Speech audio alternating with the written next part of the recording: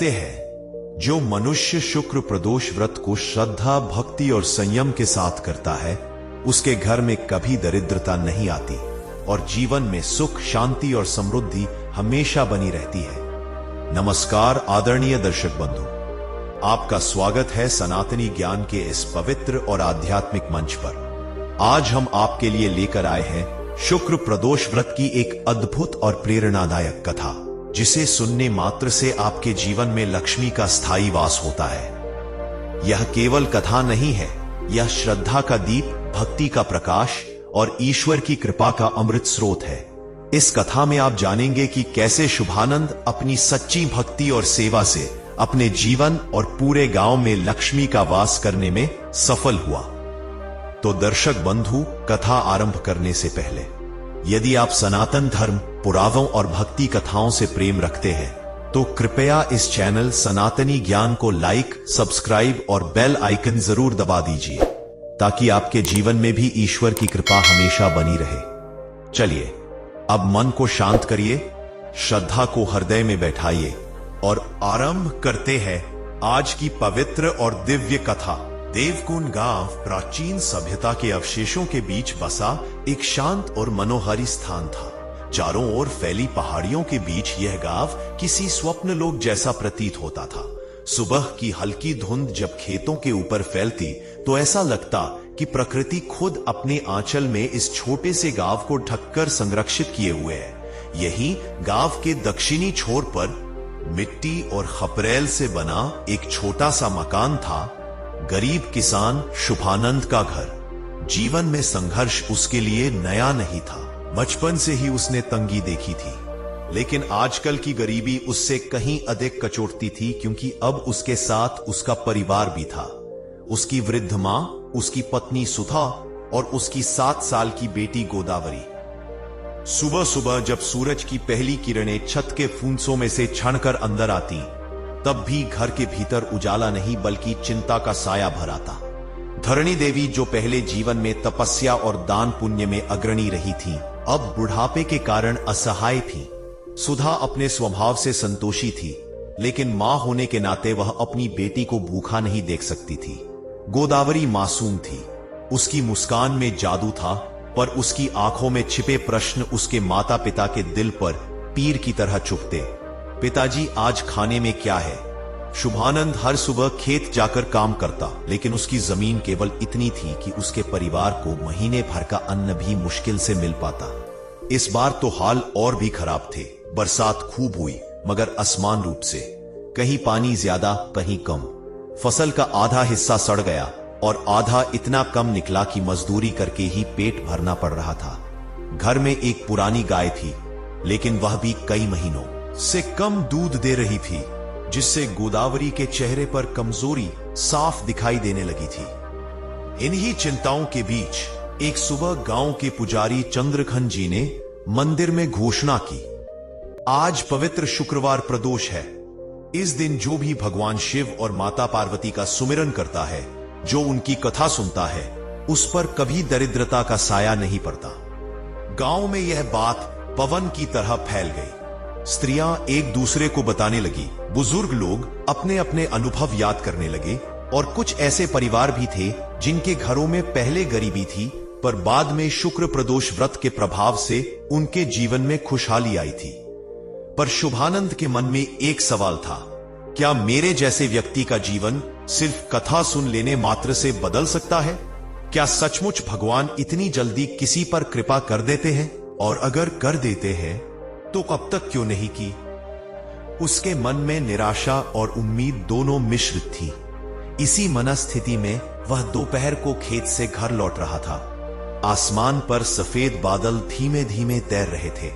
जमीन पर पड़ी हल्की धूप में मिट्टी की खुशबू फैल रही थी। पेड़ों पर बैठी चिड़िया मधुर स्वर में बोल रही थी, मानो प्रकृति भी उसे किसी और संकेत दे रही हो। जैसे ही वह गांव के शिवालय के पास पहुंचा, उसके कदम अपने आप रुक गए। यह शिवालय प्राचीन काल में किसी तपस्वी द्वारा स्थापित किया गया था। मंदिर की दीवारें काई से ढकी थी, पर उनमें एक दिव्य आभा थी। प्रांगण में बजता छोटा सा घंटा भी बहुत मधुर लगता था। वहां केवल एक ही दीपक जल रहा था, लेकिन उसकी लौ इतनी स्थिर और तेज थी कि मानो वह भगवान शिव की जीवित उपस्थिति का संकेत दे रही हो। शुभानंद दूर खड़ा मंदिर को देखता रहा। उसके मन में अपने परिवार की बातें घूमने लगी। मां की दवा, पत्नी की चिंता, बेटी की भूख। वह सोचता रहा, क्या सचमुच यह व्रत मेरी किस्मत बदल सकता है? क्या मैं इसे करने योग्य हूं? मेरे पास पूजा की सामग्री लेने के भी पैसे नहीं हैं। तभी पुजारी चंद्रघन जी बाहर आए। उन्होंने शुभानंद को देखा और मुस्कुराते हुए बोले, बेटा शुभानंद, चिंता क्यों करते हो? भगवान की पूजा में सामग्री नहीं, भावना देखी जाती है। प्रदोष के समय यदि तुम केवल एक दीपक जलाकर भगवान शिव का सुमिरन भी कर लो तो उसका भी अनंत फल मिलता है। यह सुनकर शुभानंद चकित हुआ। वह बोला, पुजारी जी, पर क्या सिर्फ दीपक जलाने से जीवन बदल सकता है? चंद्रघन जी ने शांत स्वर में उत्तर दिया, बेटा, शिव कृपालु है। वे भक्त के मन में पवित्र भाव देखते हैं, वस्तु नहीं। तुम आज की कथा सुन लेना और आगे जो होगा वह स्वयं भगवान की इच्छा से होगा। कभी कभी केवल एक कथा सुनने मात्र से भी ब्रह्मांड किसी व्यक्ति के लिए अपना मार्ग बदल देता है। ये शब्द शुभानंद के हृदय में कहीं गहरे जाकर बैठ गए। उसके मन में कुछ हलचल सी हुई, जैसे किसी ने आशा की एक छोटी सी ज्योति जगा दी हो। घर पहुंचकर उसने यह बात सुधा को बताई। सुधा ने खामोश होकर उसकी ओर देखा और धीमे स्वर में बोली, अगर यह व्रत हमारी गरीबी दूर कर सकता है तो हमें प्रयास अवश्य करना चाहिए। हमें अपनी ओर से एक कदम बढ़ाना चाहिए। ईश्वर बाकी संभाल लेंगे। उसकी बातें सुनकर शुभानंद के मन का संदेह थोड़ा हल्का हुआ। शाम ढलने लगी। सूर्य की लालिमायुक्त किरणें आकाश में बिखरने लगी। धीरे धीरे हवा ठंडी होने लगी। यह संध्या प्रदोष काल का प्रारंभ था। वह समय जब शिव की कृपा सबसे अधिक फलदायी मानी जाती है। जैसे ही आकाश हल्का गहरा हुआ, मंदिर में घंटे बजने लगे। गांव वाले टोलियों में मंदिर की ओर बढ़ने लगे। महिलाएं थाल में फूल और जल ले जा रही थी। बच्चे खुशी से कूदते भागते आगे बढ़ रहे थे। कुछ बुजुर्ग अपने अनुभव बता रहे थे। पिछली बार जब हमने प्रदोष व्रत किया था तब बेपे का व्यापार अचानक बढ़ गया था। हमारे घर में नौकरी का अवसर आया, बीमारी ठीक हो गई। इन सारी बातों के बीच भी शुभानंद धड़कते दिल के साथ मंदिर पहुंचा। उसके पास न फूल थे, न धूप, न पूजा का कोई सामान, लेकिन वह पुजारी के शब्द याद रखे हुए था, केवल दीपक भी पर्याप्त है। उसने मंदिर के कोने में रखा एक पुराना दिया उठाया, उसमें थोड़ी सी तेल की बूंदें डाली और एक बत्ती बनाई। दीपक जलाते ही एक अजीब सा सुकून उसके भीतर उतर आया। कथा प्रारंभ हुई। मंदिर में शांति छा गई। चंद्रघन जी ने गंभीर स्वर में कहा, एक समय स्वर्ग लोक में देवताओं और ऋषियों ने मिलकर भगवान शिव की आराधना की थी। उस समय शुक्र प्रदोष के प्रभाव से उन्हें वह सिद्धि प्राप्त हुई जो असंभव मानी जाती थी। फिर शुभानंद कथा के शब्दों में खोने लगा। उसे लगा जैसे हर शब्द उसके लिए लिखा गया हो, जैसे भगवान स्वयं उसे यह बता रहे हों कि मेरे पुत्र, तू अकेला नहीं है, मैं देख रहा हूं और उचित समय पर तुझे तेरे संघर्षों से मुक्त कर दूंगा। जैसे जैसे कथा आगे बढ़ती गई, शुभानंद के मन के अंधकार पर प्रकाश पड़ता गया। उसे लगा जैसे उसके भीतर वर्षों से छिपा निराशा का मैल धीरे धीरे धुल रहा है। कथाकार जब उस प्रसंग पर आए जहां भगवान शिव ने एक गरीब लकड़ारे को मात्र उसकी भक्ति देखकर समृद्धि प्रदान की, तो शुभानंद की आंखें नम हो गई। कथा समाप्त हुई। लोग प्रसाद लेने लगे, परंतु शुभानंद वहीं बैठे बैठे गहरी सोच में डूब गया। उसके भीतर एक नया उत्साह जन्म ले चुका था। उसके मन ने दृढ़ संकल्प लिया, अब मैं हर शुक्रवार प्रदोष का व्रत करूंगा। चाहे परिस्थिति किसी भी प्रकार की क्यों ना हो, मैं कभी पीछे नहीं हटूंगा। जब वह घर लौटा तो उसकी चाल पहले से कहीं अधिक स्थिर और आत्मविश्वास से भरी हुई थी। सुधा ने उसके चेहरे की चमक देखकर पूछा, क्या कथा अच्छी थी? शुभानंद ने कहा, कथा नहीं सुधा, वह तो भगवान की कृपा का संदेश था। आज मुझे पहली बार लगा कि मेरे जीवन में भी उजाला आ सकता है। रात को जब पूरा गांव शांत हो चुका था, शुभानंद छत पर बैठा आसमान को देख रहा था। तारों का समूह उसे किसी अदृश्य शक्ति की उपस्थिति का एहसास करा रहा था। हवा में एक अजीब सी मिठास थी। उसके मन में एक गहरी आवाज गूंज रही थी, व्रत केवल रीति नहीं, साधना है। कथा केवल शब्द नहीं, मार्ग है। और विश्वास केवल भावना नहीं, शक्ति है। लेकिन उसे नहीं पता था कि आज का व्रत उसके भाग्य की दिशा बदलने वाला था। उसे नहीं पता था कि आज रात जो होने वाला है वह उसके जीवन का सबसे बड़ा मोड़ बनेगा। उसे नहीं मालूम था कि सृष्टि ने उसके लिए एक ऐसा मार्ग तैयार कर दिया है जिसका प्रभाव आने वाली पीढ़ियों तक देखा जाएगा। क्योंकि उसी रात जब सब सो रहे थे, शिवालय में जलता दीपक अचानक तेज चमकने लगा और गांव के ऊपर किसी अदृश्य शक्ति ने अपने प्रथम कदम रख दिए। देवकुंड गांव की रात जितनी शांत दिखती थी उतनी शांत वास्तव में नहीं थी। उस रात आकाश में कोई अदृश्य शक्ति सक्रिय थी जिसकी उपस्थिति केवल संवेदनशील आत्माएं महसूस कर सकती थीं। गांव के ऊपर फैला नीला अंबर किसी अलौकिक आवरण सा प्रतीत हो रहा था। हवा में एक दिव्य सुगंध घुली थी। चंदन, बेला और घी के दीपक की खुशबू आपस में मिलकर ऐसा आभा मंडल बना रही थी मानो स्वयं देवता अपने रथों पर उतर आए हों। परंतु यह सब केवल प्रकृति का नहीं बल्कि उस शक्ति का संकेत था जो बहुत समय बाद इस धरती पर कदम रख रही थी, और वह भी सिर्फ एक व्यक्ति के जीवन को बदलने के लिए। शुभानंद। रात के लगभग 12 बज चुके थे। सुधा और गोदावरी गहरी नींद में सो चुकी थी। धरणी देवी भी कमरे के एक कोने में चादर ओढ़े सो रही थी, परंतु शुभानंद की आंखों में नींद नहीं थी। वह अपने भीतर उठ रहे अनोखे भावों को समझ नहीं पा रहा था। कभी उसे लगता कि उसके सिर पर कोई अदृश्य हाथ है जो उसके दुखों को सहला रहा है। कभी ऐसा लगता कि कोई उसे पुकार रहा है, बहुत दूर से, बहुत गहरे से। उसके मन में उत्सुकता, आशंका, उमंग और हल्की सी भय की तरंगें एक साथ उठ रही थी। वह छत से नीचे उतरा और आंगन में आकर खड़ा हो गया। आकाश तारों से भरा था, परंतु उनके बीच एक तारा बाकी सभी से कहीं अधिक चमकीला था। वह स्थिर नहीं था। उसकी रोशनी में एक प्रकार का कंपन था, जैसे वह संकेत दे रहा हो, देख, सुन, समझ, आज जो होगा वह सामान्य है। शुभानंद ने उस तारे को ध्यान से देखा। अचानक एक झोंका आया और वातावरण में ग्रीन सा प्रकाश फैल गया। यह प्रकाश न सूर्य का था न चंद्रमा का, यह किसी आध्यात्मिक जगत का प्रकाश था। जैसे ही यह प्रकाश आंगन पर फैला, शुभानंद के हृदय में एक अनोखी शांति उतर आई। उसे लगा उसकी नसों में दौड़ रहा वर्षों का संघर्ष, चिंता और दुख अचानक हल्का हो गया है। उसी समय दूर मंदिर की घंटी 3 बार बजी। टन टन टन। यह साधारण ध्वनि नहीं थी, यह किसी अलौकिक उपस्थिति का संकेत थी। शुभानंद के पैरों ने बिना उसकी इच्छा के मंदिर की ओर चलना शुरू कर दिया। उसे लगने लगा कि अगर वह न जाए तो कोई बहुत बड़ा अवसर खो देगा। गांव की गलियों में सन्नाटा था, पर उसके भीतर कदमों की आहट गूंज रही थी। उसके चारों ओर हवा का तापमान बदलता जाता। पहले हल्की ठंडक, फिर शीतल हवा, फिर अचानक गर्माहट, मानो प्रकृति स्वयं उसके साथ चल रही हो। शिवालय के सामने पहुंचते ही उसने देखा कि दीपक की लौ सामान्य से 2 गुनी बड़ी हो चुकी थी। मंदिर का द्वार स्वयं ही खुला हुआ था, जैसे कोई उसका इंतजार कर रहा हो। भीतर कदम रखते ही वह स्तंभित रह गया। गर्भगृह में एक ऐसा प्रकाश था जो उसने जीवन में कभी नहीं देखा था। शिवलिंग के ऊपर स्थित सोने की त्रिशूल पर आकाशीय किरण पड़ रही थी और त्रिशूल चमकता हुआ ऐसा प्रतीत हो रहा था मानो वह जीवित हो। पूरे मंदिर में सन्नाटा था, पर भीतर एक अदृश्य गूंज थी, एक कंपन जो दिल की धड़कन से तालमेल बैठा रहा था। अचानक हवा स्थिर हो गई। दीपक की लौ बिल्कुल सीधी खड़ी हो गई, जैसे किसी आदेश की प्रतीक्षा में हो। इसी क्षण एक धुन सी शिवलिंग से उठने लगी, पहले हल्की, फिर घनी, फिर उज्जवल।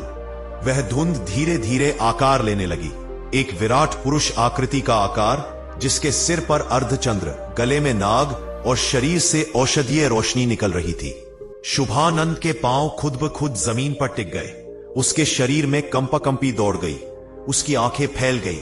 वह हिल भी नहीं पाया, क्योंकि जो रूप उसके सामने प्रकट हो रहा था वह कोई साधारण दृश्य नहीं था, वह स्वयं महादेव थे। प्रकाश और धुंध का मिलकर समेटता हुआ वह रूप अंततः स्थिर हुआ और एक ऐसी दिव्य आभा उत्पन्न हुई कि पूरे शिवालय की दीवारें भी चमकने लगी।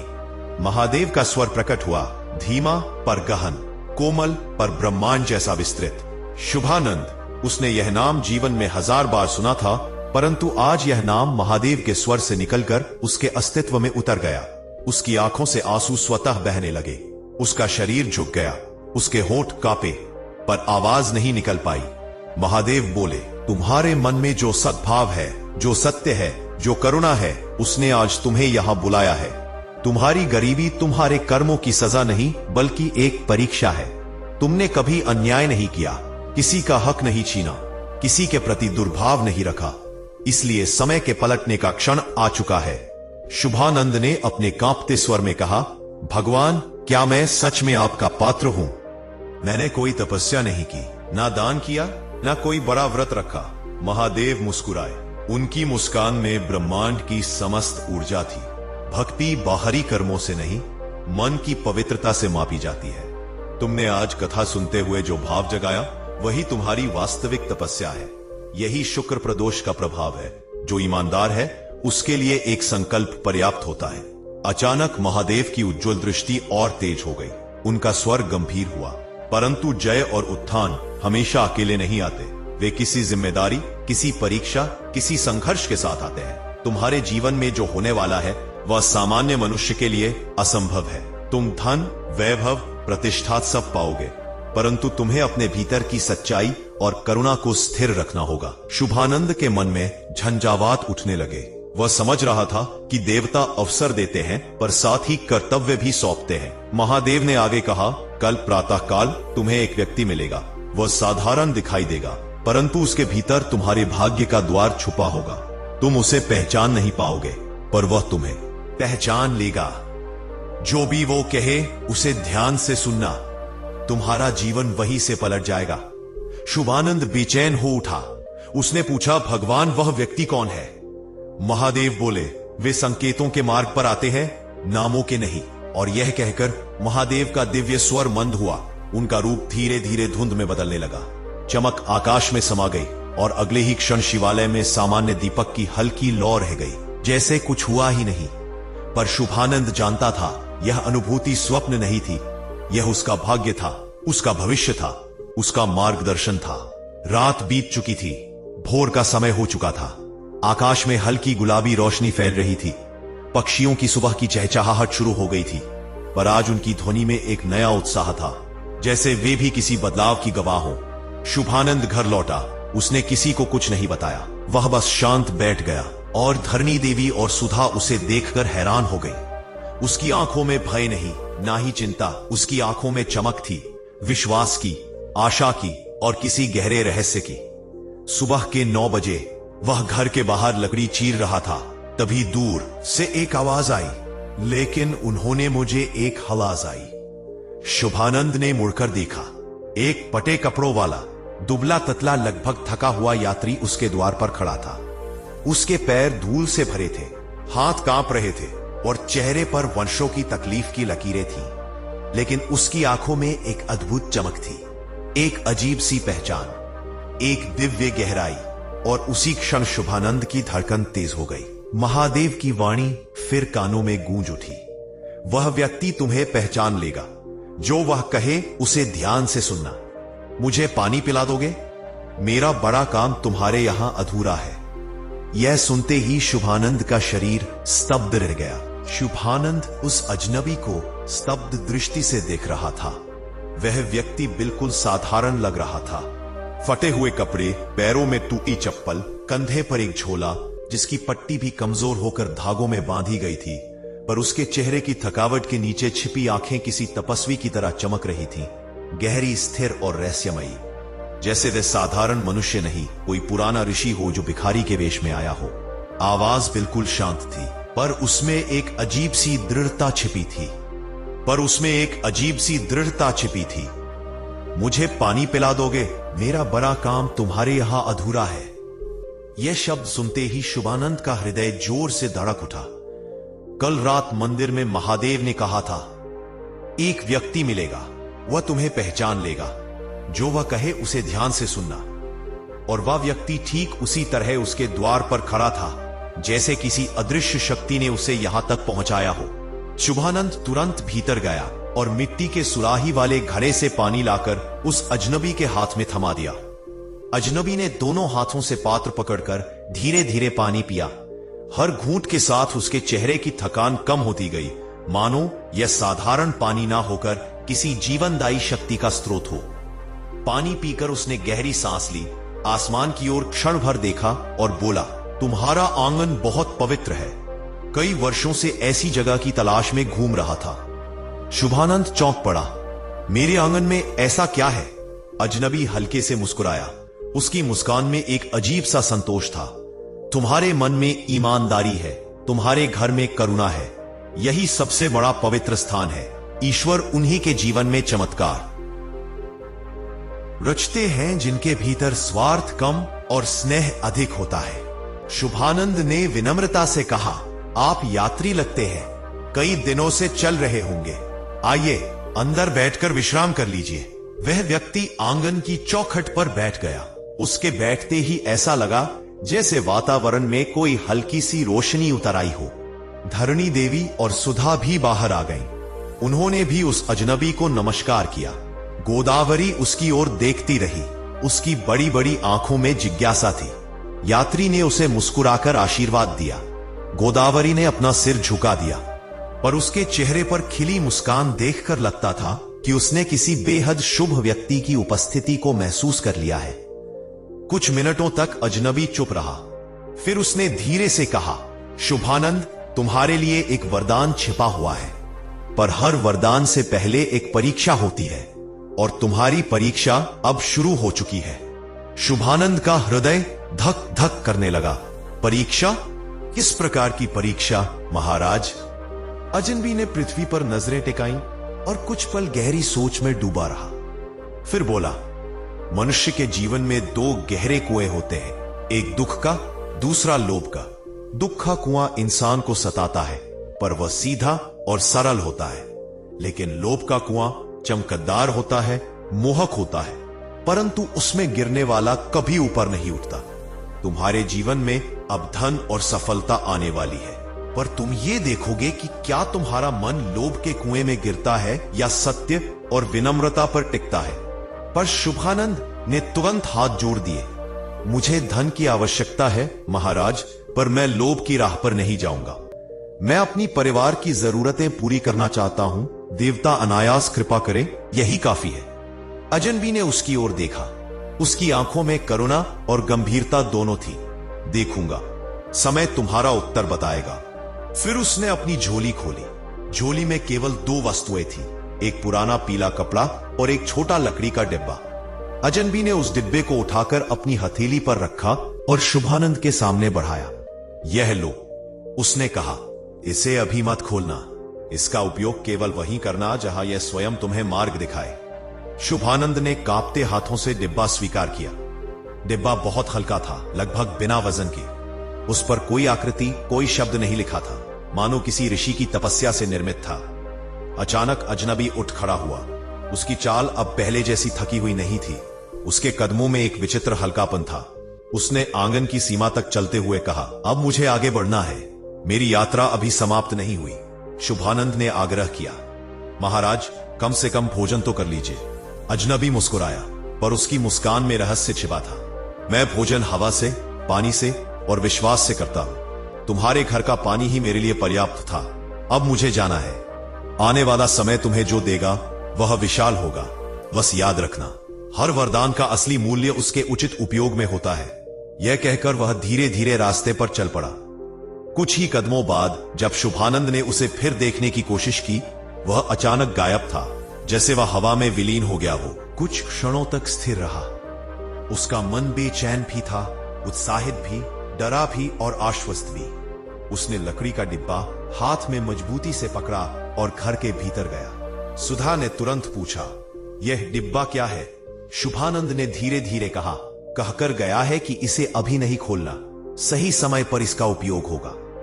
धरणी देवी ने विस्मय से कहा, यह कोई साधारण यात्री नहीं था। उसकी आंखें सामान्य मनुष्य की नहीं थी, लगता है देवता के दूत थे। लेकिन गोदावरी सबसे अलग बात कह गई। माता, उनके आसपास रोशनी थी। वह जब मेरे सिर पर हाथ रख रहे थे, मुझे लगा जैसे कोई ठंडी हवा मेरे भीतर उतर रही हो। सुधा और धरणी देवी ने एक दूसरे को देखा। कुछ तो ऐसा था जो सामान्य से परे था। दिन के बीतते बीतते गांव में खबर फैल गई कि नदी किनारे के जंगल में एक चमकदार उजाला देखा गया है। कुछ चरवाहों ने बताया कि उन्होंने वहां एक बहुत पुराने वृक्ष के नीचे कोई असाधारण प्रकाश देखा था जो अचानक आकाश में उड़कर कहीं दूर चला गया। गांव के बुजुर्ग इस घटना को शुभ संकेत मान रहे थे। यह किसी के भाग्य के बदलने का संकेत है। उसी समय गांव के पश्चिमी किनारे पर रहने वाले धनी व्यापारी काशीनाथ के घर से एक खबर आई। व्यापारी को अचानक दिल का दौरा पड़ा है। उसकी हालत गंभीर है। वह अपनी जमीन और धन का उत्तराधिकारी ढूंढ रहा है। गांव में हड़कंप मच गया। काशीनाथ पूरे इलाके का सबसे बड़ा व्यापारी था। उसके पास जमीनें, बैलगाड़ियां, दुकानें, अनाज के गोदाम, सब कुछ था। कोई नहीं जानता था कि उसके बाद यह सब किसे मिलेगा, क्योंकि उसका परिवार वर्षों पहले ही नष्ट हो चुका था। पर शुभानंद के मन में अजीब सा कंपन उठा। क्या यह वही संकेत है जिसकी बात अजनबी ने कही थी? क्या यह वही परीक्षा है जिसने उसके जीवन का मोड़ तय करना है? क्या यह वही जिम्मेदारी है जिसका उल्लेख महादेव ने किया था? रात होने से पहले ही एक दूत शुभानंद के घर पहुंचा। उसने जोर से पुकारा, शुभानंद, व्यापारी काशीनाथ तुम्हें बुला रहा है, तुरंत चलो। शुभानंद चौंक गया। उसने धरणी देवी और सुधा की ओर देखा। सबकी सांसें थमी हुई थीं। वह अजनबी द्वारा दिया गया लकड़ी का डिब्बा उठा लाया और अपनी कमर की धोती में बांध लिया, बिल्कुल वैसे ही जैसे कोई योद्धा युद्ध भूमि में उतरने से पहले अपना शस्त्र बांधता है। वह दूत के साथ चल पड़ा। गांव के लोग रास्ते में कानाफूसी कर रहे थे। काशीनाथ उसे क्यों बुला रहा है? क्या उसे कोई काम सौंपना है, पंसोक, या यह भाग्य का कोई खेल है? लेकिन शुभानंद जानता था यह भाग्य नहीं, यह महादेव की लीला है। और आज वह अपने जीवन की सबसे बड़ी कसौटी पर कदम रख रहा था। भोर के पहले प्रकाश ने देवकुंड के आकाश को हल्का नीला बना दिया था, परंतु गांव अभी भी औंधे मुंह सोया हुआ था। हल्की हल्की बूंद पूरे वातावरण को किसी स्वप्न जैसी शांति से ढक रही थी।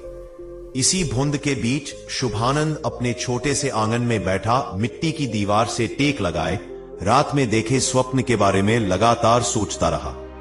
उसकी आंखों में अभी भी आश्चर्य की झिलमिलाहट थी, क्योंकि वह केवल स्वप्न नहीं था, वह किसी अदृश्य संकेत जैसा लगा था, मानो कोई उसे पुकार रहा हो, किसी ओर खींच रहा हो। उस रात उसने सपना देखा था कि एक लंबा गलियारा है जिसके दोनों ओर असंख्य दीपक लगे हैं। वह गलियारा उसे किसी विशाल प्रांगण की ओर ले जा रहा था, जहां बीच में शिवलिंग स्थापित था। शिवलिंग से एक उज्जवल किरण निकलकर उसकी ओर आई और उसके हृदय में समा गई। फिर किसी कोमल किंतु गंभीर स्वर ने उससे कहा, तुम्हारा मार्ग बदल चुका है, आगे बढ़ो, एक नया द्वार तुम्हारी प्रतीक्षा कर रहा है। यह आवाज इतनी वास्तविक थी कि सुबह जागने के बाद भी उसके कानों में वैसी ही गूंज बनी रही। वह स्वप्न देखने का आदी नहीं था और ना ही उसने इससे पहले कभी इतनी दिव्य अनुभूति की थी। इसलिए वह समझ नहीं पा रहा था कि यह केवल मन की कल्पना है या भगवान का संदेश, परंतु जो भी था उसके मन पर गहरा प्रभाव छोड़ गया था। धीरे धीरे घर में हलचल बढ़ी। उसकी पत्नी सुधा ने चूल्हा जलाया, उसकी मां धरणी देवी ने पूजा स्थल सजा दिया और छोटी बेटी गोदावरी अभी भी नींद में कुनमुनाते हुए अपनी छोटी चादर में लिपटकर सो रही थी। परंतु आज शुभानंद के भीतर कुछ बदल चुका था। उसे अपने भीतर एक अनजाना उत्साह, एक अनजाना आत्मविश्वास महसूस हो रहा था। वह तुरंत उठकर अपनी मां के सामने बैठ गया और बोला, मां, मुझे लगता है कि आज कुछ विशेष होने वाला है। ऐसा लगता है कि भगवान ने मुझे कोई मार्ग दिखाया है। धरणी देवी ने उसे गंभीरता से देखा, फिर अपने माथे पर अंगुली रखकर बोली, बेटा, जब हृदय अचानक हल्का होने लगे, जब समस्याएं भारी होने के बावजूद मन में उमंग उठने लगे, तो समझना कि ऊपर वाला कुछ बदलने की तैयारी कर रहा है। तुमने कल कथा भी सुनी, शायद उसी का फल है। शुभानंद ने सिर हिलाया, लेकिन वह खुद भी यह नहीं समझ पा रहा था कि आगे क्या होगा। उसके सामने तो अभी भी वही संघर्ष, वही गरीबी, वही परेशानियां खड़ी थी, लेकिन फिर भी भीतर से आवाज आ रही थी कि ये समस्याएं अब अंतिम चरण में है। वह इस भावना को रोक नहीं पा रहा था। उस दिन वह खेतों में नहीं गया। वह गांव के चारों ओर फैले पोखरों और कच्ची गलियों से गुजरते हुए सीधे उस पुराने मार्ग की ओर चला जिसके बारे में लोग कहते थे कि वह कभी नगर तक जाता था। वह रास्ता अब वीरान था, परंतु उसे ऐसा महसूस हुआ कि शायद उसके स्वप्न का दीपमय गलियारा इसी रास्ते का किसी प्रकार का संकेत था। वह चलते चलते एक जगह रुक गया। वहां जमीन पर किसी अजीब चिन्ह की छाप थी, जैसे किसी ने 3 वृत्त बनाकर बीच में तिलक जैसा चिन्ह अंकित कर दिया हो। उसे यह साधारण नहीं लगा। उसने मिट्टी को हाथ से छूकर देखा, वह गर्म थी। सुबह की ठंड में किसी मिट्टी का गर्म होना उसे चौंका गया। तभी पीछे से किसी ने आवाज दी, ऐसे देख रहे हो जैसे कोई खजाना मिला हो। यह आवाज गांव के वृद्ध ज्ञानी महेश बाबा की थी। लंबी दाढ़ी, गहरी आंखें और अजीब शांति वाले। उन्हें गांव के लोग देववाणी का ज्ञाता कहते थे, क्योंकि वे समय समय पर ऐसी बातें बता देते थे जो भविष्य में सच हो जाती थी। शुभानंद उनकी ओर मुड़ा और बोला, बाबा यह निशान कैसा है? अपसी यह गरम क्यों है? महेश बाबा मुस्कुराए, यह कोई साधारण निशान नहीं है। जब किसी मनुष्य की किस्मत बदलने वाली होती है तब प्रकृति संकेत देने लगती है। तुम्हारे भीतर जो परिवर्तन हुआ है वह यही बता रहा है कि तुम्हें किसी विशेष स्थान पर पहुंचना है। यह चिन्ह उसी दिशा की ओर संकेत करता है। कौन सी दिशा बाबा? जहां तुम्हारी गरीबी का अंत और तुम्हारी नई यात्रा का आरंभ छिपा है। से शुभानंद को लगा जैसे उसका हृदय तेजी से धड़कने लगा है। उसने पूछा, लेकिन मैं कैसे जानूं कि मुझे कहां जाना है? महेश बाबा ने आकाश की ओर देखा और बोले, जब इंसान भीतर से तैयार होता है तब रास्ते स्वयं चलकर उसके पांव से मिलने आते हैं। याद रखो, शुक्र प्रदोष का व्रत केवल कथा सुनने का मार्ग नहीं है, वह भीतर से मनुष्य को जागृत करता है। तुम अब जाग चुके हो, अब आगे का मार्ग तुम्हें स्वयं दिखने लगेगा। इन शब्दों ने शुभानंद के भीतर गहरी आग जगा दी। वह पूरे दिन बेचैन रहा। शाम होते होते वह अपने घर लौट आया, लेकिन मन किसी अज्ञात आकर्षण में खिंचा जा रहा था। संध्या गहराने लगी थी और उस दिन का आकाश सामान्य से अधिक लालिमा लिए हुए था। ऐसा लगता था जैसे सूर्य अस्त होने से पहले किसी दिव्य घटना का साक्षी बन रहा हो।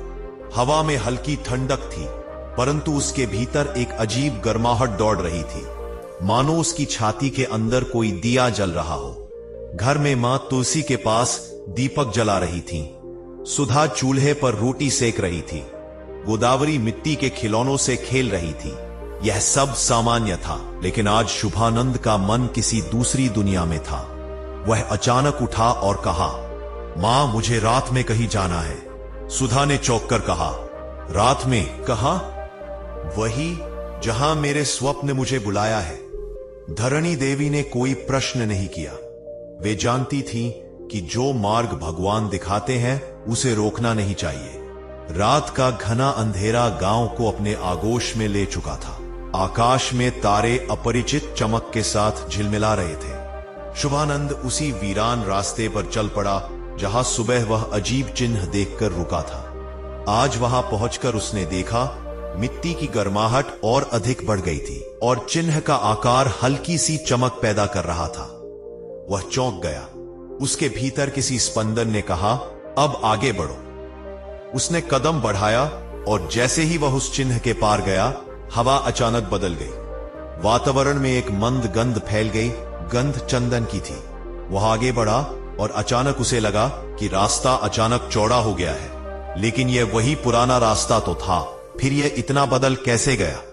थोड़ा आगे चलने पर उसे एक विशाल वट वृक्ष दिखा जो उसने पहले कभी नहीं देखा था। वह पेड़ इतना पुराना था कि लगता था सैकड़ों वर्षों से वही खड़ा हो, परंतु गांव में ऐसा पेड़ है यह किसी को नहीं मालूम था। वह उसके पास गया और जैसे ही उसने तने को छुआ, एक शक्तिशाली प्रकाश उसके सामने प्रकट हो गया। प्रकाश धीरे धीरे आकार लेने लगा और वह आकार एक दिव्य पुरुष का था। माथे पर चंद्र, जटाओं में गंगा, गले में नाग, शरीर पर भस्म। शुभानंद स्तब्ध रह गया। उसके होठों से अनायास निकल पड़ा, भोलेनाथ। अचानक वह पुरुष मुस्कुराए। भय मत कर पुत्र, मैं वही हूं जिसका तुमने स्मरण किया है। तुमने कथा सुनी, मन जागृत किया, अब तुम्हें तुम्हारा मार्ग दिखाने आया हूं। शुभानंद के शरीर में हल्की कंपकंपी दौड़ गई। वह जमीन पर गिरकर उनके चरणों में प्रणाम करने ही वाला था कि स्वर फिर आया, उठो मेरे भक्त, अभी तुम्हारे सामने बहुत काम है। तुम्हें वह खजाना पाना है जो पीढ़ियों की गरीबी खत्म कर देगा। परंतु वह धन सोना चांदी का नहीं है, वह कुछ और है जिसे अभी तुम समझ नहीं पाओगे। शुभानंद ने कांपती आवाज में पूछा, भगवान मैं क्या करूं, कहां जाऊं? दिव्य पुरुष ने आकाश की ओर इशारा किया, पहाड़ों की दिशा में जाओ। उस पर्वत के मध्य एक गुफा है, वहां तुम्हें वह मिलेगा जिसकी तुम्हें आवश्यकता है। परंतु ध्यान रखना, जो खोजने जा रहे हो वह केवल धन नहीं है, वह भाग्य का स्रोत है। उसे हर कोई नहीं पा सकता, परंतु तुम चुने गए हो। प्रकाश अचानक मंद हुआ और फिर गायब हो गया। केवल वटवृक्ष रह गया। वातावरण शांत था, परंतु शुभानंद का हृदय अब अत्यधिक तेज धड़क रहा था। वह समझ गया, अब उसकी यात्रा प्रारंभ हो चुकी है। यह यात्रा केवल धन की नहीं थी, यह भाग्य, नियति, साहस और आस्था की यात्रा थी। और उसका पहला कदम उसे अनजाने खतरों, रहस्यों और गूढ़ शक्तियों की ओर ले जाने वाला था। रात का वह क्षण जब संपूर्ण देवकुंड गांव गहरी नींद में डूब चुका था, शुभानंद के जीवन का सबसे निर्णायक मोड़ बन चुका था। वटवृक्ष के समीप प्रकट हुए दिव्य पुरुष जो और कोई नहीं, स्वयं भगवान शिव थे। उनकी वाणी के प्रभाव से उसका संपूर्ण अस्तित्व जैसे बदल चुका था।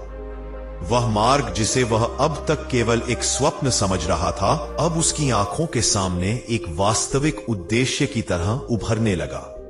यह पहली बार था जब उसे लगा कि वह केवल एक साधारण किसान नहीं है, बल्कि नियति ने उसके लिए कुछ असाधारण मार्ग चुन रखा है। उस दिव्य अनुभव के बाद वह घर लौटा तो उसका हृदय अभी भी तेजी से धड़क रहा था। उसके कदम लड़खड़ा रहे थे, परंतु उसकी आत्मा किसी तेज अड़िग प्रकाश से भरी हुई थी। घर पहुंचकर उसने देखा कि दीपक अब बुझने ही वाला था। जैसे ही वह आंगन में पहुंचा, हवा का एक झोंका आया और बाती फिर से तेज जल उठी। यह किसी साधारण हवा का झोंका नहीं था। यह ऐसा लगा मानो कोई अदृश्य शक्ति उसे कह रही हो, अभी बहुत कुछ बाकी है, तुम्हारी राह अब शुरू हुई है। उसने बिना किसी व्यक्ति को विचलित किए चुपचाप घर में प्रवेश किया। सुधा गहरी नींद में थी, परंतु उसकी मां धरणी देवी आंगन के कोने में बैठी थी, मानो उसकी प्रतीक्षा कर रही हो। जैसे ही कदमों की आहट आई, उन्होंने सिर उठाया। आ गए बेटा। उनकी आवाज में कोई भय नहीं था, कोई जिज्ञासा नहीं थी, बल्कि ऐसा लगा मानो उन्हें सब पता हो। शुभानंद ने धीरे से कहा, मां, मैंने भगवान को देखा। धरणी देवी के चेहरे पर कोई आश्चर्य नहीं उभरा, बल्कि उनकी आंखों में एक धीमी चमक आई, जैसे उन्हें पहले से ही विश्वास था कि ऐसा होने वाला है। क्या कहा उन्होंने? उनकी आवाज में गहराई थी। उन्होंने पर्वत की दिशा में जाने को कहा है। वहां एक गुफा है, वहां मुझे वह मिलेगा जो हमारी गरीबी हमेशा के लिए मिटा देगा। धरणी देवी ने सिर झुका लिया। तुम्हारा समय आ गया है बेटा। यह वही फल है जो तुम्हें शुक्र प्रदोष व्रत की कथा सुनने के बाद मिलना था। जब भाग्य जागता है, तब ब्रह्मांड स्वयं मार्ग खोल देता है। शुभानंद समझ नहीं पा रहा था कि वह इस बात को उत्साह माने या भय, क्योंकि चाहे जो हो, यह मार्ग साधारण नहीं था। उस रात वह सो नहीं पाया। आंखें बंद करते ही वही वटवृक्ष, वह प्रकाशमय आकृति और वह स्वर सामने आ जाते। तुम चुने गए हो। यह वाक्य उसके भीतर बिजली की तरह गूंज रहा था। सुबह होते ही उसने निर्णय ले लिया। अब वह अपने जीवन के सबसे बड़े साहसिक पथ पर कदम रखने वाला था। अगले दिन सूर्य ने अपनी पहली किरणें धरती पर फैलाई ही थीं कि शुभानंद उठ खड़ा हुआ। उसने आवश्यक वस्तुएं एक छोटे से कपड़े में बांधी, रोटी, थोड़ी सी गुड़, पानी का छोटा कलछुल और एक दीपक। यात्रा लंबी थी, पर्वत दूर था और रास्ते अनजान थे, लेकिन उसकी आंखों में भय नहीं था, क्योंकि दिव्य संकेत भय को जन्म नहीं देते, वे केवल मार्ग दिखाते हैं। सुधा ने उसे जाते हुए देखा तो उसकी आंखों में हल्का डर तैर गया। कहां जा रहे हो सुबह सुबह? शुभानंद ने पहली बार उसकी आंखों में ऐसी दृढ़ता के साथ देखा। भाग्य का रास्ता भगवान ने दिखाया है सुधा, अब पीछे नहीं हट सकता। सुधा कुछ समझ नहीं पाई, परंतु उसकी आवाज में जो दृढ़ता थी उसने उसे बोलने से रोक दिया। बस इतना बोली, जल्दी लौट आना, हम दोनों तुम्हारी प्रतीक्षा करेंगे। गोदावरी उसके पैरों से लिपट गई। शुभानंद ने उसे उठाकर सीने से लगाया और उसके माथे पर चूमकर कहा, तुम्हारा पिता खाली हाथ लौटने नहीं वाला। और वह चल पड़ा। देवकुंड गांव से बाहर जाते ही दुनिया बदल गई। वह कच्चे रास्ते, जहां लोग अक्सर हंसी मजाक करते हुए चलते थे, अब अकेलेपन का प्रतीक बन चुके थे। पेड़ों की शाखाएं हवा में लहरा रही थी, परंतु आज उनकी ध्वनि में एक संगीत जैसा कुछ था, जैसे प्रकृति उसके हर कदम का स्वागत कर रही हो। आकाश में बादल धीरे धीरे इकट्ठा होने लगे थे, परंतु सूरज की रोशनी अभी भी साफ थी। वह चलते चलते उस दिशा की ओर बढ़ रहा था जहां दूर पहाड़ धुंध में घिरे दिखाई देते थे। उन पहाड़ों को लोग अग्निधार पर्वत कहते थे, क्योंकि वहां जाने का साहस बहुत कम लोग करते थे। माना जाता था कि वहां अदृश्य शक्तियां निवास करती है और कई बार लोग वापस नहीं लौटते। लेकिन आज शुभानंद को कोई भय नहीं था। जब भगवान स्वयं मार्ग दे तो डर कैसे हो। करीब 2 घंटे चलने के बाद वह पहली बार पहाड़ के करीब पहुंचा। अब रास्ता संकरा होने लगा था। जमीन में अजीब आकृतियां उभर रही थी, जैसे कोई अदृश्य हाथ उन्हें बनाता जा रहा हो। यह देखकर उसे अपने स्वप्न की याद आई। वही अनगिनत दीपक, वही लंबा गलियारा। क्या वह सच में उसकी नियति का बुलावा था? आगे बढ़ते ही पहली बाधा सामने आई, घने जंगल का आरंभ। यह जंगल सामान्य नहीं था। पेड़ों की शाखाएं जैसे आपस में मिलकर एक प्राकृतिक द्वार बना रही थी, मानो कोई कह रहा हो कि केवल योग्य व्यक्ति ही भीतर जा सकता है। शुभानंद ने गहरी सांस ली और भीतर प्रवेश कर गया। जंगल के भीतर की हवा ठंडी और भारी थी। पक्षियों की आवाजें कहीं दूर से सुनाई दे रही थी। पेड़ों की जड़ें जमीन से बाहर थी और धूप मुश्किल से अंदर तक पहुंच पा रही थी। कुछ देर चलने के बाद उसे ऐसा महसूस हुआ जैसे कोई उसे देख रहा हो। उसने पीछे मुड़कर देखा, कहीं कुछ नहीं। फिर भी हवा में किसी की उपस्थिति महसूस हो रही थी। एक ऐसी उपस्थिति जो भयावह नहीं बल्कि किसी परीक्षा की तरह प्रतीत हो रही थी। वह आगे बढ़ा और तभी उसे रास्ते में एक बूढ़ी स्त्री दिखाई दी। वह एक बड़े पत्थर पर बैठी थी, काले वस्त्र, सफेद बाल और आंखों में अजीब प्रकाश। वह बोली, कहां जा रहा है युवक? शुभानंद ठिठक गया। उसने नहीं सोचा था कि जंगल में कोई मिलेगा। वह बोला, पर्वत की ओर, भगवान ने मार्ग दिखाया है। बूढ़ी स्त्री हल्के से हंसी, लेकिन उसकी हंसी में कोई उपहास नहीं था। हर कोई भगवान को नहीं देख पाता। अगर उन्होंने भेजा है तो तुम्हें एक परीक्षा देनी होगी। कौन सी परीक्षा? शुभानंद ने पूछा। वह धीरे से उठी और काले पत्थर पर हाथ रखकर बोली, जो व्यक्ति सत्य के मार्ग पर चलता है उसे पहले स्वयं के भीतर छिपे अंधकार को हराना पड़ता है। तुम्हारी परीक्षा यह है कि तुम अपने सबसे गहरे भय का सामना करो। जंगल अचानक शांत हो गया। हवा रुक गई, पत्तों ने हिलना बंद कर दिया। स्त्री ने कहा, आंखें बंद करो, जो दिखेगा वही तुम्हारी पहली बाधा है। शुभानंद ने संकोच किया, परंतु आंखें बंद कर ली। अचानक उसके सामने उसका बचपन उभरा, जब उसके पिता गरीबी में टूट चुके थे। फिर उसकी पत्नी सुधा, जो परेशानियों के बावजूद मुस्कुराती थी। और फिर गोदावरी, उसकी नन्ही बेटी, जो कभी कभी भूखे पेट सो जाती थी। इन दृश्यों ने उसका दिल चीर दिया। अगले ही क्षण उसने वह दृश्य देखा जिसे वह हमेशा से डरता था। उसकी पत्नी और बेटी अकेली, उसके बिना, जैसे वह लौटकर ना आए। उसके सीने में तेज दर्द उभरा, आंखों से आंसू बह निकले। तभी बूढ़ी स्त्री की आवाज गूंजी, यह भय तुम्हें रोक सकता है। अगर तुमने इसे स्वीकार न किया तो तुम आगे नहीं बढ़ पाओगे। शुभानंद ने दांत भींचे, आंसू पोंछे और बोला, मैं अपनी परिवार के लिए ही इस मार्ग पर आया हूं। अगर मरना भी पड़े तो भी मैं रुकूंगा नहीं। जंगल की हवा अचानक फिर से चलने लगी।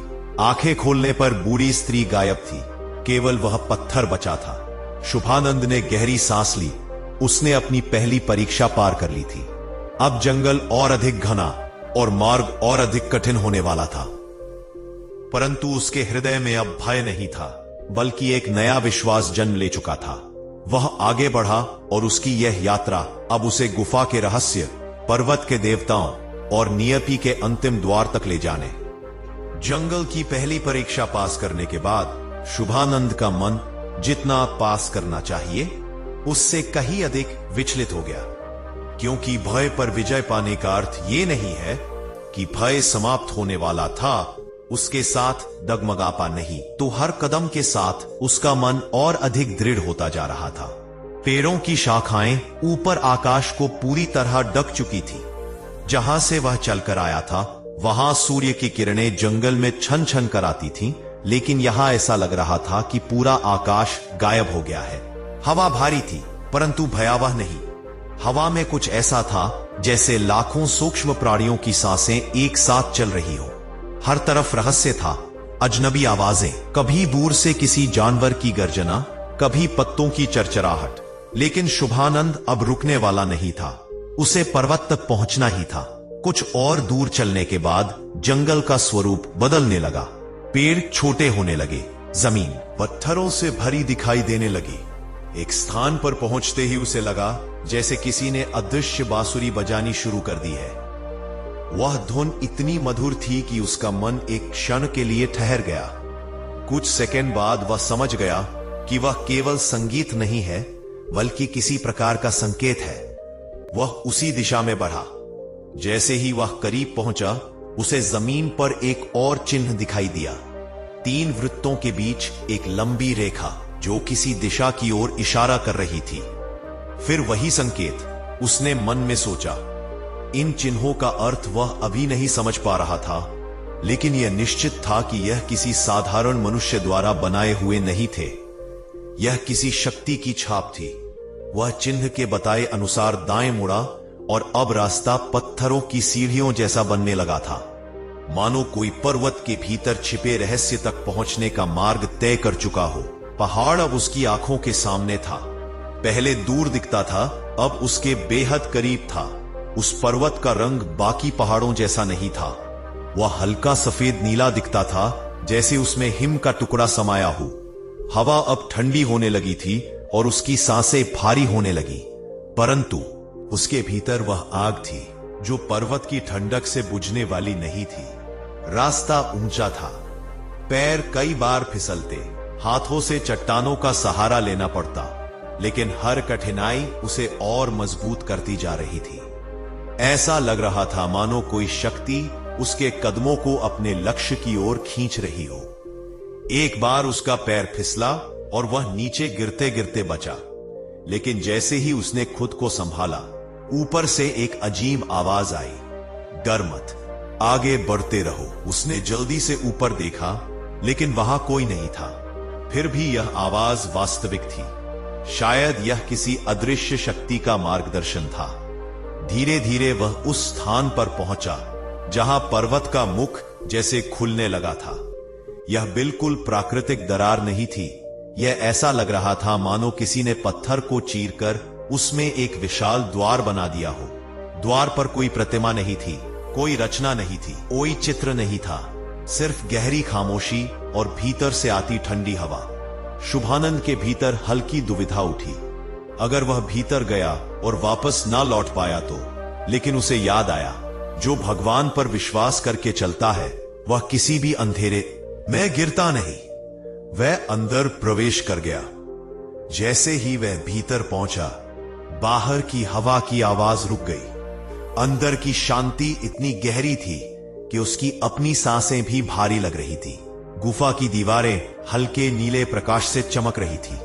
ऐसा लग रहा था जैसे पत्थरों में किसी जीवित शक्ति का निवास हो। वह दीवार को छूकर देखता है और उसके शरीर में हल्की सी ऊर्जा दौड़ जाती है। पी अब उसे पूर्ण विश्वास हो गया कि वह सही दिशा में बढ़ रहा है। गुफा धीरे धीरे और गहरी होती जा रही थी। थोड़ी दूर चलने के बाद उसे एक विशाल गोलाकार कक्ष दिखाई दिया। उसके बीच में एक पत्थर का चबूतरा था। चबूतरे के ऊपर कोई वस्तु रखी थी, लेकिन दूरी के कारण साफ नहीं दिख रही थी। वह संभल कर आगे बढ़ा। जैसे ही वह करीब पहुंचा, उसे एहसास हुआ कि वह वस्तु एक छोटा सा घड़ा था, काला, चिकना, और उस पर चंद्रमा का चिन्ह बना हुआ। घड़े के पास खड़े होते ही हवा बदल गई और उसके पीछे से अचानक एक गहरी आवाज गूंजी।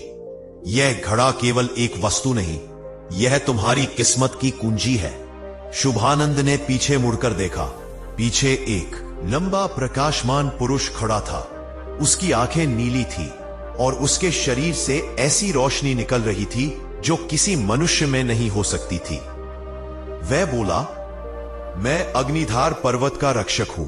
सदियों से इस खजाने की रक्षा कर रहा हूं। जो भी यहां पहुंचता है उसे एक अंतिम परीक्षा से गुजरना पड़ता है। शुभानंद ने भय और उत्साह के मिश्रण में पूछा, कौन सी परीक्षा? रक्षक ने हाथ उठाया। गुफा की दीवार हिली और उसके सामने अचानक 3 छायाएं प्रकट हुई। लेकिन ये साधारण छायाएं नहीं थी। पहली छाया उसका अपना रूप, परंतु क्रोध से भरा हुआ। दूसरी छाया उसका रूप, परंतु लालच से भरा। तीसरी छाया उसका रूप, परंतु भय से कमजोर। रक्षक बोला, जो व्यक्ति अपनी 3 कमजोरियों को हरा देता है वही इस घड़े का वास्तविक मालिक बनता है। यह सरल नहीं। तुम्हारा युद्ध किसी बाहरी शत्रु से नहीं, तुम्हारे अपने ही स्वरूपों से होगा। गुफा अचानक अंधेरी होने लगी और तीनों छायाएं उसके चारों ओर घूमने लगी। पहली छाया चिल्लाई, तू गरीब है, तू कुछ नहीं कर सकता। उसके शब्द पत्थर जैसे भारी थे। लेकिन शुभानंद ने दांत भींचे, मुझे भगवान ने चुना है, मैं कुछ भी कर सकता हूं। दूसरी छाया बोल उठी, अगर यह घड़ा मिल गया तो तू अमीर बन जाएगा। क्यों ना इसे अपने पास रख ले, बाकी दुनिया को भूल जा। लेकिन वह गुस्से से बोला, धन का उपयोग केवल स्वयं के लिए करना तो पाप है। मैं अपना घर संभालने के साथ दूसरों की भी मदद करूंगा। तीसरी छाया फुसफुसाई, अगर तू असफल हो गया, अगर तू मारा गया, तेरी पत्नी, तेरी बेटी अकेली रह जाएंगी। यह छाया सबसे शक्तिशाली थी क्योंकि उसका भय सबसे बड़ा था। लेकिन उसने गहरी सांस ली और बोला, मैं अपने परिवार के लिए ही लड़ रहा हूं। अगर मैं पीछे हटा तो वे कभी सुरक्षित नहीं रहेंगे। मैं डर से हारूंगा नहीं। तीनों छायाएं अचानक चिल्लाईं, कांपी और फिर एक तेज प्रकाश के साथ गायब हो गईं। रक्षक उसके सामने सम्मान पूर्वक झुक गया। तुमने वह जीत लिया है जिसे योद्धा भी नहीं जीत पाते। अब घड़ा तुम्हारा है। शुभानंद ने घड़े को हाथ में उठाया और जैसे ही उठाया घड़ा चमकने लगा। उसके भीतर से दिव्य ऊर्जा निकली। उसने महसूस किया कि उसके भीतर एक शक्ति जन्म ले रही है, एक ऐसी शक्ति जो उसके जीवन को पूरी तरह बदल देगी। रक्षक बोला, इस घड़े में सोना चांदी नहीं है, इसमें भाग्य की शक्ति है। जहां भी इसे रखोगे वहां दरिद्रता कभी नहीं आएगी। लेकिन याद रखना, इसका उपयोग हमेशा धर्म के मार्ग पर ही करना। गुफा का प्रकाश धीरे धीरे मंद होने लगा।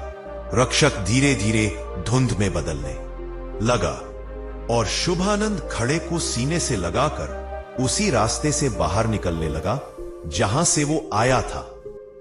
अब उसकी वापसी शुरू हो चुकी थी, लेकिन इस बार वो वही व्यक्ति नहीं था।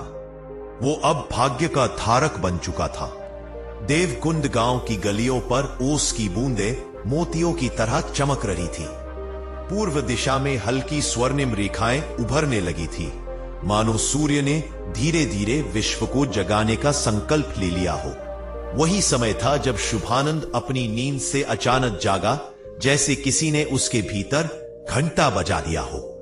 उसके माथे पर पसीने की नन्ही बूंदें थीं, लेकिन उसके हृदय में एक अद्भुत शांति थी। स्वप्न में मिली दिव्य अनुभूति उसके भीतर गूंज रही थी। उसने चारों ओर देखा। घर का वातावरण सामान्य था, परंतु उसके मन की स्थिति सामान्य नहीं रही। उसे ऐसा लग रहा था कि उसका जीवन किसी बड़े मोड़ पर पहुंच चुका है। उसने धीरे से आंखें बंद की और स्वप्न के दृश्य पुनः याद करने लगा। वह दिव्य प्रकाश, भगवान शिव का अपरंपार तेज और उनके शब्द, सच्चा व्रत मन की परीक्षा है। इन शब्दों ने उसके भीतर एक नई दृढ़ता उत्पन्न कर दी। वह उठकर बाहर आया। आंगन में तुलसी का पौधा मंद हवा में डोल रहा था। धरणी देवी उसे जल चढ़ा चुकी थी और पूजा की थाली समेट रही थी। सुधा रसोई में अग्नि प्रज्वलित कर रही थी। गोदावरी छोटे छोटे कदमों से मिट्टी पर उछलती कूदती घूमती थी। घर का यह साधारण दृश्य भी आज शुभानंद को किसी पवित्र मंदिर जैसा लग रहा था।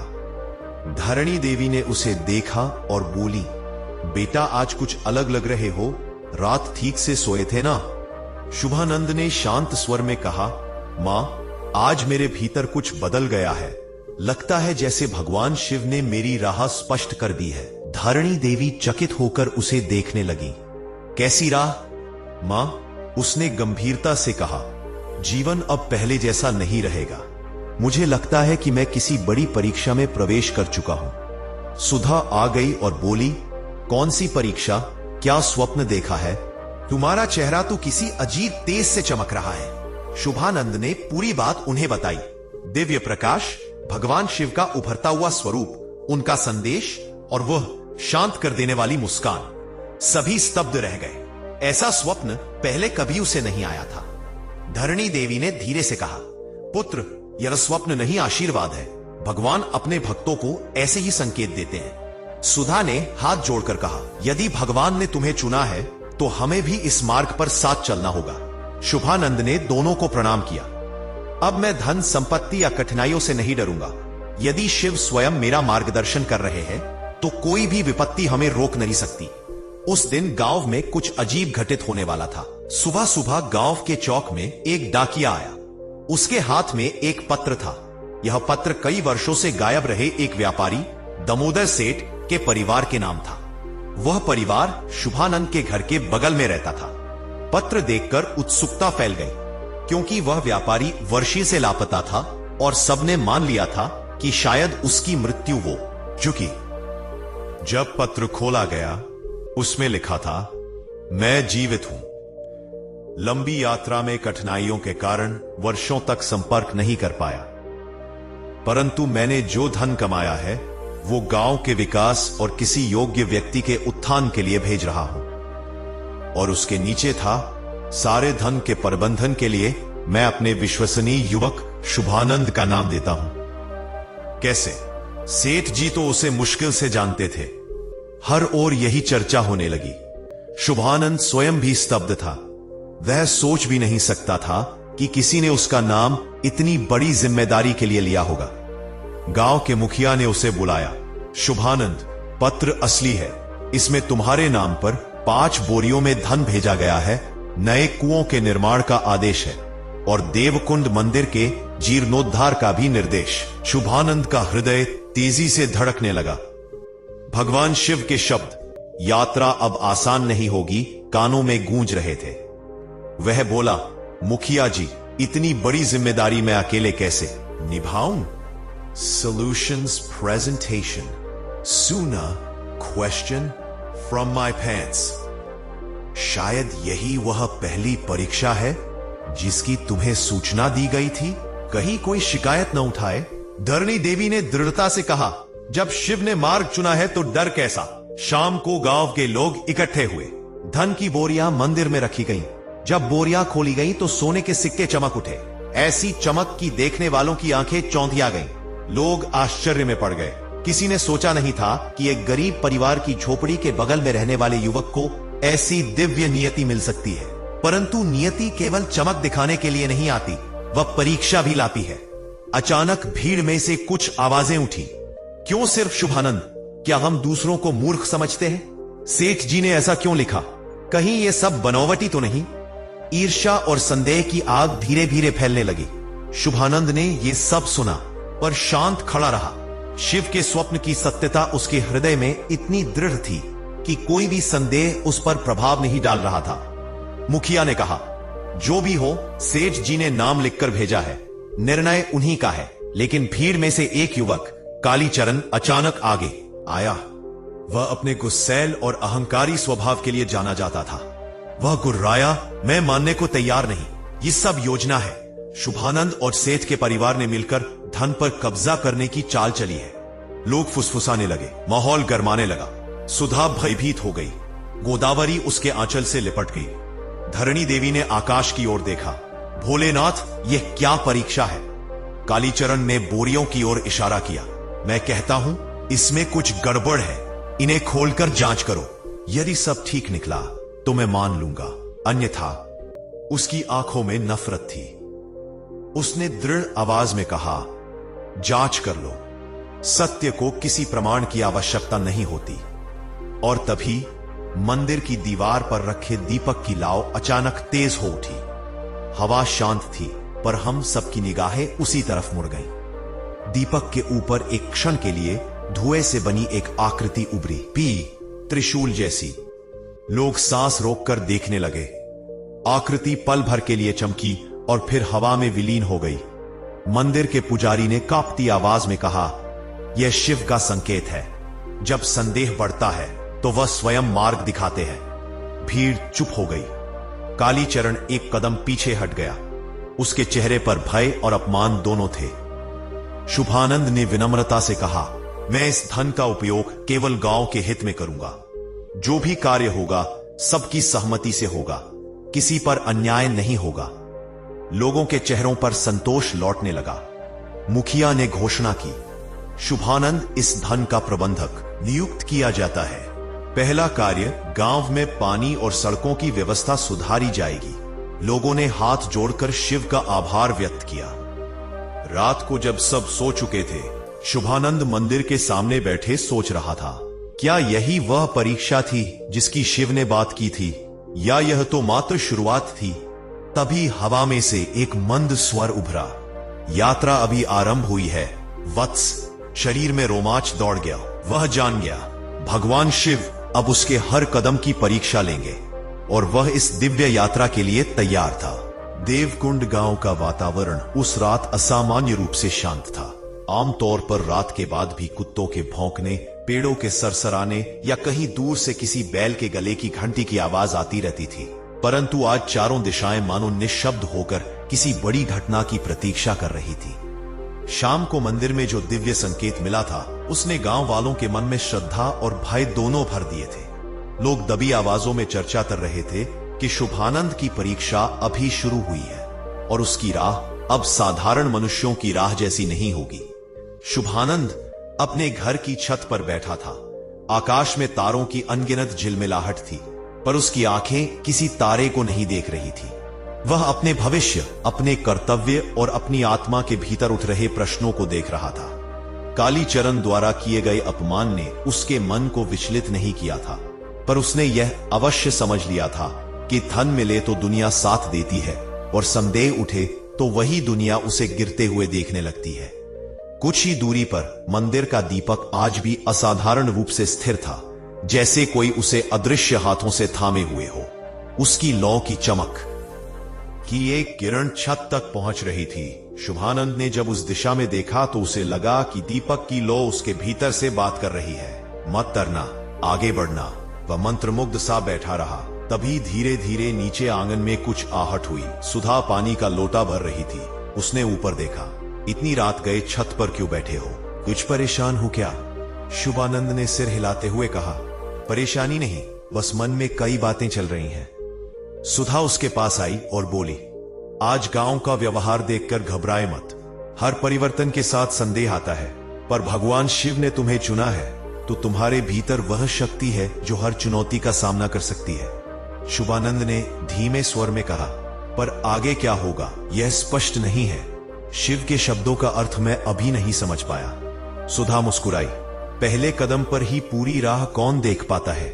यही तो विश्वास की परीक्षा होती है, अंधेरा होने पर भी चलना।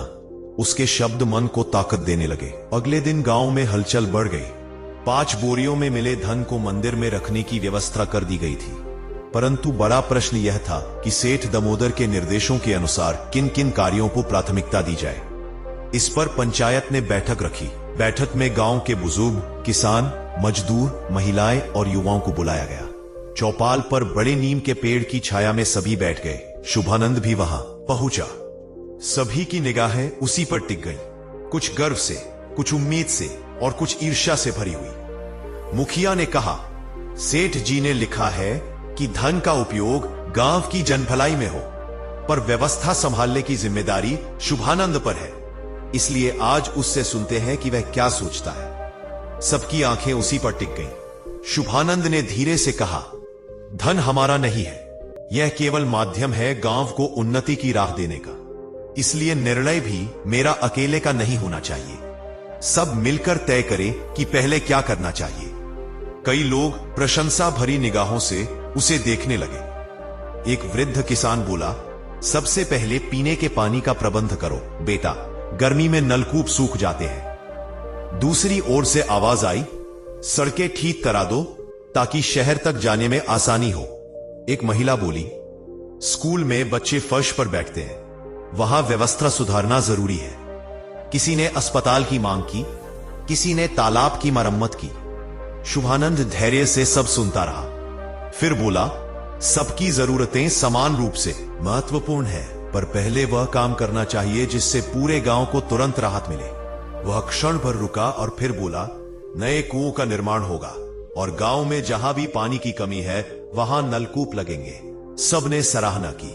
कालीचरण जो भीड़ के पीछे खड़ा था, मुंह बिचक्कार कर बोला, देखना ये सब ढोंग है, धन पर कब्जा करने की बस चाल है। इस बार भीड़ में से कई लोगों ने उसे डांट दिया, तू हर बात में शक क्यों करता है, तेरी नियत ही ठीक नहीं लगती। कालीचरण बुर्रा कर चला गया। शुभानंद शांत रहा। उसे पूरा एहसास था कि कालीचरण की ईर्ष्या आगे बड़ी परेशानी बन सकती है। इसके बाद कार्य शुरू हुए। गांव के चारों ओर मजदूर जुटे। कुओं की खुदाई का प्रारंभ हुआ। महिलाएं प्रसन्न थी क्योंकि अब उन्हें दूर नदी तक पानी भरने नहीं जाना पड़ेगा। बच्चे मिट्टी के ढेरों पर चढ़कर खेलते रहे। हवा में उत्साह था। शुभानंद सब कामों की निगरानी करता, मजदूरों से बात करता, उन्हें भोजन दिलवाता और यह सुनिश्चित करता कि किसी के साथ भी भेदभाव न हो। जैसे जैसे काम बढ़ा, गांव वालों का विश्वास भी बढ़ने लगा। जो लोग पहले संदेह कर रहे थे, वे भी अब कहने लगे, सही आदमी को काम मिला है। परंतु अच्छाई जितनी तेजी से फैलती है, बुराई उससे भी जल्दी ईर्ष्या का जन्म देती है। कालीचरण लगातार बेचैनी में था। उसे यह सब अच्छा नहीं लग रहा था। वह चाहता था कि लोग शुभानंद को सम्मान देना बंद कर दें। उसका मन कहीं न कहीं इस विचार से जल रहा था कि गांव का गौरव अब एक साधारण कृषक परिवार का युवक बनता जा रहा है। एक रात वह 4-5 युवकों को लेकर मंदिर के पीछे वाले रास्ते में गया। उसने षड्यंत्रपूर्ण स्वर में कहा, यह सब शुभानंद की चाल है। एक बार उसे पूरे धन पर अधिकार मिल गया तो वह गांव पर राज करेगा। हमें उसे नीचे गिराना ही होगा। एक युवक बोला, क्या करे? उसके खिलाफ अफवाह फैलाओ कि धन का आधा भाग उसने छिपा दिया है। लोग खुद ही उसके खिलाफ हो जाएंगे। योजनाएं बन रही थी, पर कोई नहीं जानता था कि मंदिर के पीछे वाले कोने में एक बूढ़ा साधु ध्यान कर रहा था।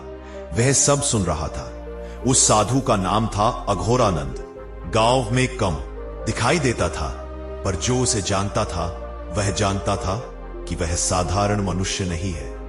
उसने धीरे से आंखें खोली और हवा में कुछ कहा। परीक्षाएं बढ़ती जा रही है, शिव भक्त।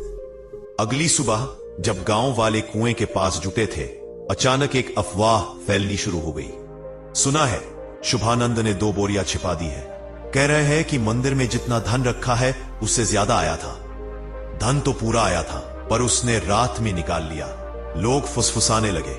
कुछ का विश्वास डगमगाने लगा। कुछ ने घर जाकर अपने परिवार को भी यह खबर दे दी। जब तक दोपहर हुई, अफवाह पूरे गांव में फैल चुकी थी। धरणी देवी चिंतित हो गईं। सुधा ने घबराकर कहा, यह किसने कहा? किसने देखा? पर किसी के पास प्रमाण नहीं था।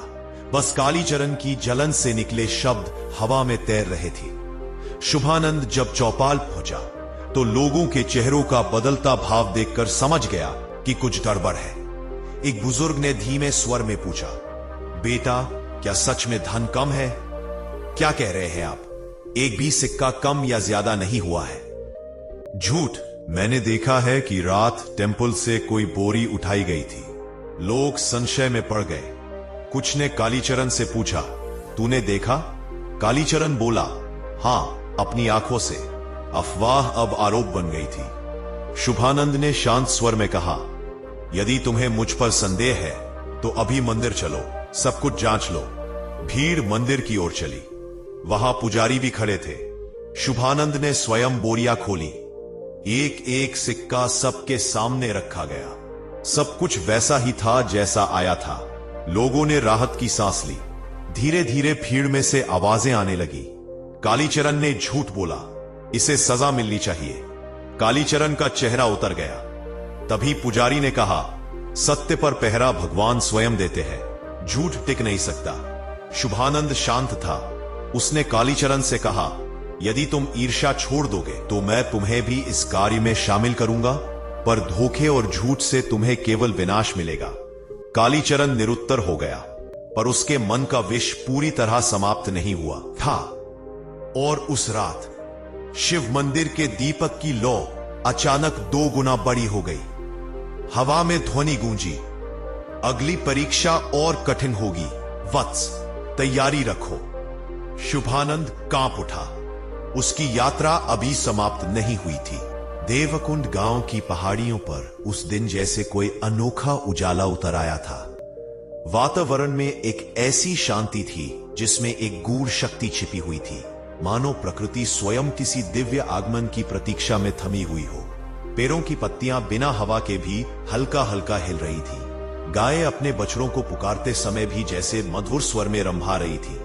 पक्षियों की चहचहाहट भी आज किसी आध्यात्मिक संगीत जैसी लग रही थी। शुभानंद, जिसने अब तक जीवन की हर कठिनाई को अपने धैर्य और श्रद्धा से पार किया था, आज अपने जीवन की सबसे बड़ी परीक्षा का सामना करने वाला था। उसके हृदय में एक अजीब सा कंपन था, पर उसी के साथ एक अदम्य विश्वास भी। वह जानता था शुक्र प्रदोष व्रत ने उसका जीवन दिशा दी है, लेकिन अभी इस कथा का चरम बाकी है। उसके घर के आंगन में आज सुबह से ही भक्तों की भीड़ आने लगी थी। लोग दूर दराज के गांवों से यह देखने आए थे कि उस गरीब परिवार में आखिर ऐसा क्या हुआ कि 3 महीनों में उनका जीवन पलट गया।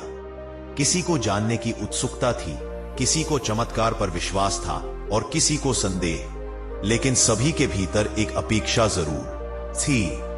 सुधा, जो कभी घर चलाने के लिए दूसरों के घरों में काम करती थी, आज प्रसाद के लिए थाल सजाने में व्यस्त थी।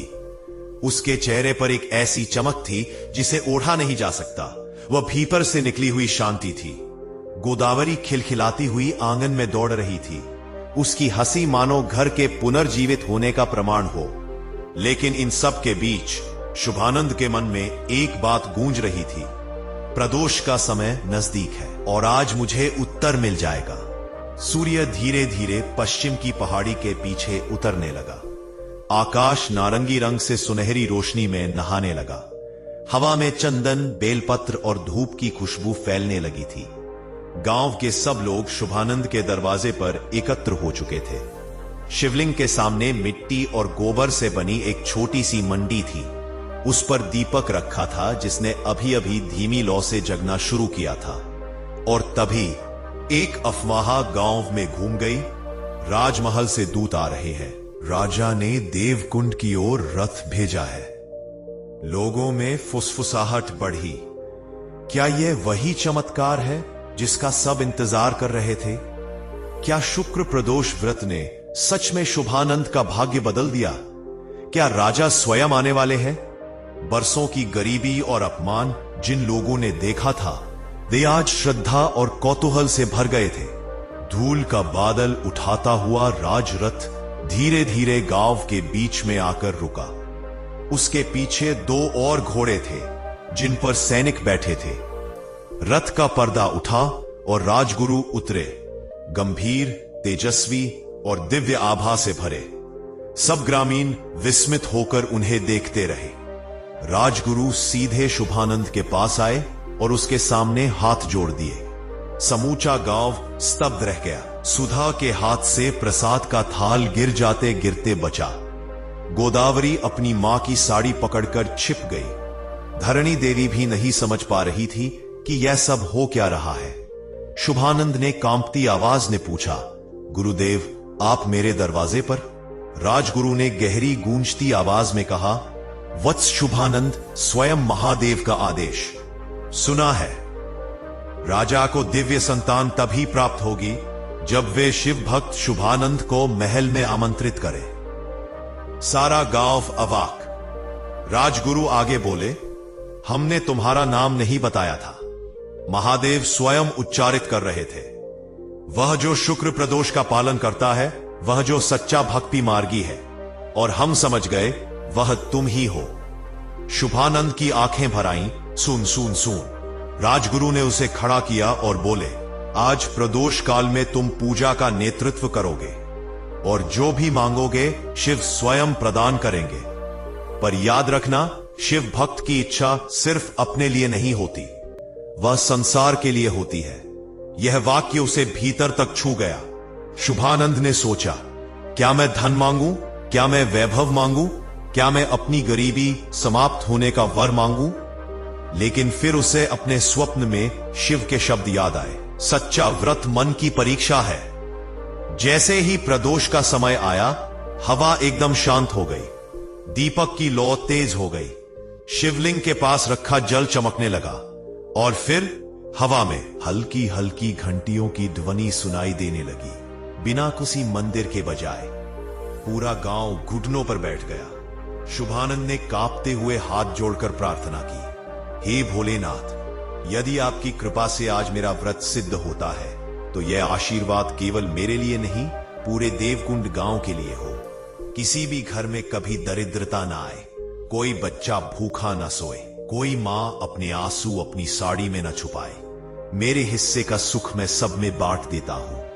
उसका स्वर टपकते आंसुओं की तरह शुद्ध था और तभी शिवलिंग के ऊपर एक चमकीली रेखा उतरी। पूरा वातावरण नील वर्ण प्रकाश से भर गया, जैसे स्वयं भोलेनाथ आशीर्वाद दे रहे हो। हर व्यक्ति के शरीर में एक कंपन दौड़ गया। राजगुरु ने सिर झुकाते हुए कहा, वत्स, शिव ने तुम्हारी मनोकामना स्वीकार की है। अगले ही पल गांव के चारों कोनों में प्रकाश फैल गया। सूखे कुएं में पानी छलक आया। बंजर खेत में हरे अंकुर उभरते दिखे। दो ऐसे परिवार जिनके बच्चे महीनों से बीमार थे, अचानक मुस्कुरा उठे और शुभानंद का घर मिट्टी की दीवारों में भी एक चमक उतर आई। राजगुरु ने आगे कहा, राजा तुम्हें अपने राज सहयोगियों में स्थान देंगे। तुम्हारे परिवार को राज कुटुंब जितना सम्मान मिलेगा, लेकिन तुम्हारी सबसे बड़ी संपत्ति, गरीबों का कल्याण, महादेव ने पहले ही स्थापित कर दिया है। सुधा की आंखों से आंसू थम नहीं रहे थे। धरणी देवी शिवलिंग के सामने लौट रही थी और गोदावरी समझ नहीं पा रही थी कि क्या हुआ, लेकिन वह भी खुशी से खिलखिला रही थी। साल बीतते गए। देवकुंड गांव पूरे राज्य में चर्चित हो गया। शिव की कृपा से समृद्ध गांव। कोई गरीब नहीं रहा, कोई रोगी नहीं रहा, किसी के घर में कलह नहीं रही। और शुभानंद, वह राजा का विश्वस्त सहयोगी तो बना, लेकिन उसने अपने घर का आंगन कभी नहीं छोड़ा। वह रोजाना की तरह शिव की पूजा करता रहा। उसका नियम था, जो पहली कमाई हो वह गरीब के घर में जाएगी। और लोग कहते थे, जिस गांव में शुक्र प्रदोष का सच्चा व्रत करने वाला रहता हो, वहां दरिद्रता आ ही नहीं सकती। शुभानंद के जीवन ने सिद्ध कर दिया।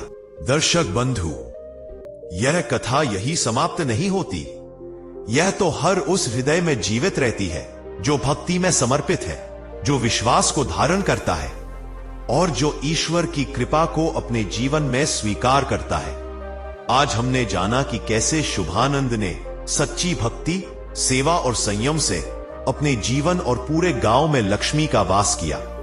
कितने भी कठिन संकट क्यों न हो, यदि मन पवित्र, विश्वास अटूट और भक्ति पूर्ण है, तो ईश्वर स्वयं अपने भक्तों की रक्षा करते हैं। दर्शक बंधु, यदि यह कथा आपके हृदय को छू गई, यदि भक्ति की लौ आपके भीतर जाग उठी, तो हम आपसे निवेदन करते हैं, इस वीडियो को लाइक करें, चैनल सनातनी ज्ञान को सब्सक्राइब करें, बेल आइकन जरूर दबाएं, क्योंकि ज्ञान बांटने से बढ़ता है और भक्ति सुनने से गहराती है। हम फिर मिलेंगे एक नई कथा, एक नई सीख और ईश्वर के एक और दिव्य चमत्कार के साथ। तब तक के लिए भगवान शिव और लक्ष्मी आपके घर, परिवार और जीवन पर सदैव अपनी कृपा बनाए रखें। जय माता लक्ष्मी।